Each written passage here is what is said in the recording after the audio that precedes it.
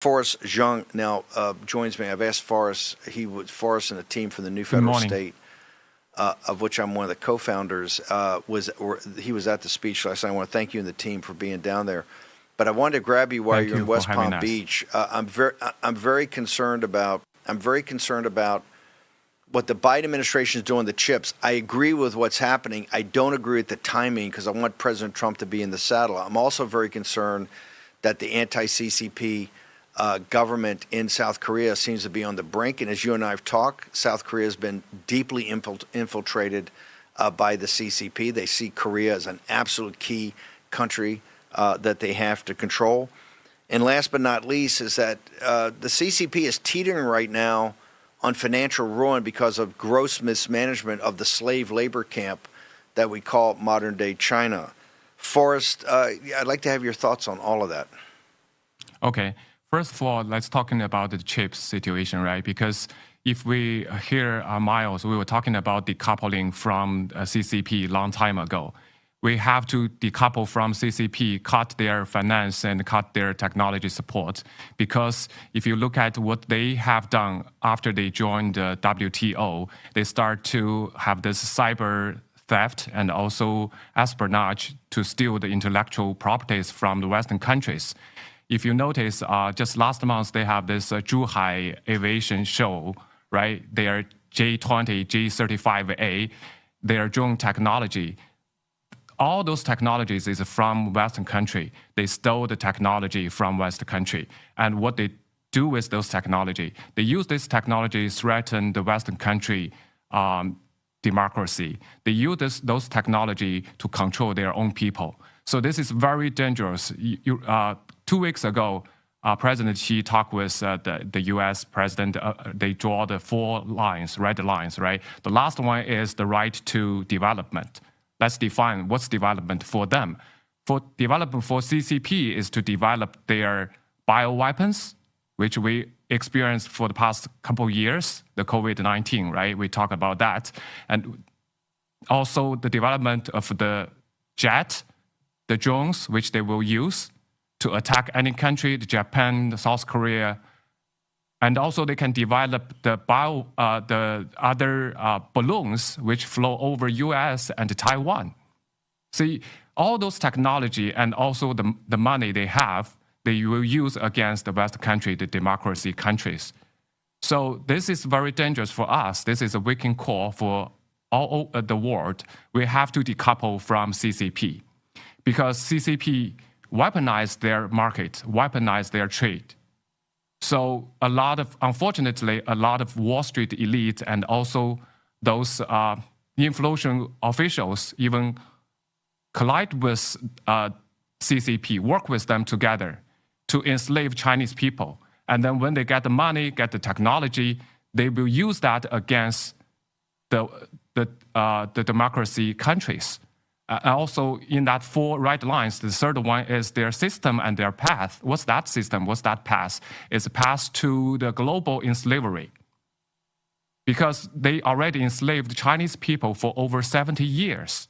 Now they want to expand that model globally. If we don't stop them, everybody will become slave.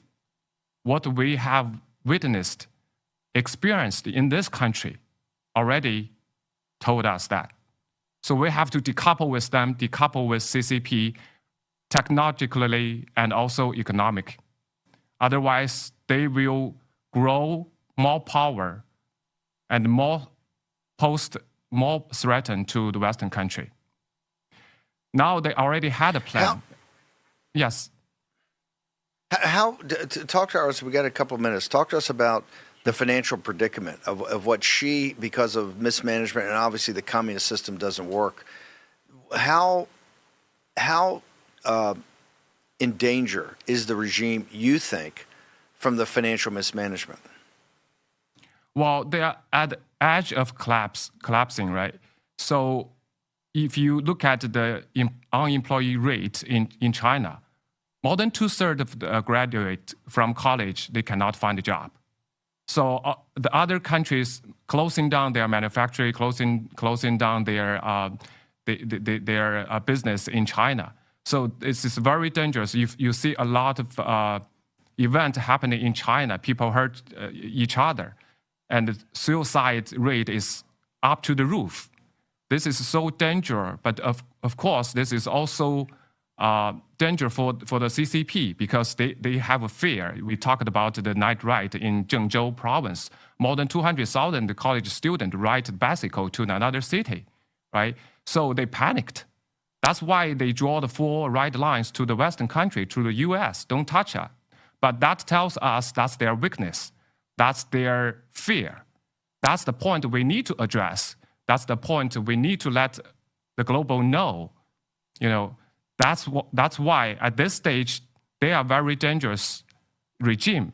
They can start the war at any moment because they want to keep in power. They want to imply their model, in slavery model globally. So they will do anything to stay in that power, to post their model globally. So they are very dangerous right now. So we have to take measures to stop them. And also when we talk about, let me talk to me about South Korea. South Korea has been one of our best allies. I had the opportunity in the Navy to do operations with the South Korean Navy, to be in South Korea many, many times. Had businesses there afterwards, just great people. Looks like it's chaos. We know that the leader is not, not my cup of tea. Does some things sometimes I don't understand, but he was elected because anti-CCP.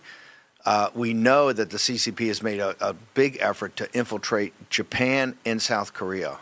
What do you take of this, what's happened over the last couple of days? Yes, this is unfortunately what happens there, but we can see this is definitely CCP is behind this. They want pro-CCP government. They want pro-CCP leadership in those countries, whether it's Taiwan, whether it's South Korea, whether it's Japan. This is their strategy.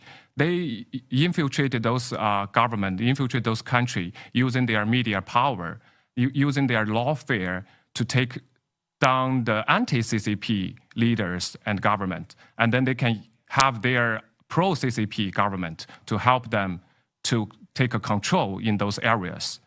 I'm glad to see Taiwan is standing strong in this position. And also I'm glad to see Taiwan's leadership visited Hawaii, I think last week. So this is a CCP. They are infiltrated every country, including this country. We talk about lawfare, we talk about propaganda. So this is what they are doing. They can use that capital, the money they have, they can use their media influence, the propaganda, to brainwash the people to elect the pro-CCP leader. So this is what they are doing globally, not only in South Korea or Taiwan. That's happening actually in the U.S. So, Forrest, we've got to bounce, but can you go? I know you guys are putting up TV content all the time on Getter and other places. Can you tell people where they can find out more about the new federal state? Yeah, you can. Your audience can find us on Getter. We have NFSC Speaks, which is an English channel. We also have NFSC TV, which is a Chinese channel. Thank you, brother. Thank you guys for coming down for the speech last night. And we got another event we're going to hold on Tuesday in Washington, D.C. And Forrest and the team from New Federal State will be there. A lot more announcements of activities we're going to be doing with the new federal state of China in 2025. Forrest, thank you so much. Honored to have you on. And thank you for coming by the RAV studios. Thank you so much. It's my honor to be here. Thank you so much, Steve. Thanks, brother.